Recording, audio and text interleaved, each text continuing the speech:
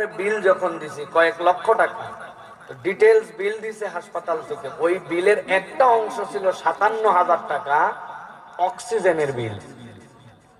তাহলে একটা মানুষের 7 দিনে যদি আইসিইউতে 57,000 টাকার অক্সিজেন লাগে, তাইলে যার বয়স 57 বছর হয়েছে এ কয় কোটি টাকার অক্সিজেন খাইছে? হিসাব আসেনি ভাই? তাহলে এই যে একটা খাবার নাক দিয়ে খায়, মুখ দিয়ে খায়, এটা কিসের জন্য? শরীর। আরেকটা খাবার লাগে রুহের জন্য, অন্তরের জন্য।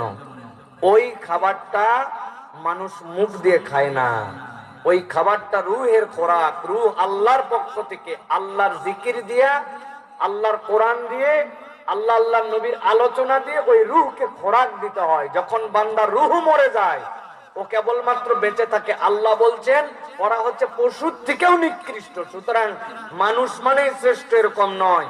যেই মানুষের রুহ জিন্দা, যেই মানুষের রুহ আল্লাহর সাথে সম্পর্কিত, সেটাই হচ্ছে মানুষ, ঠিক কিনা?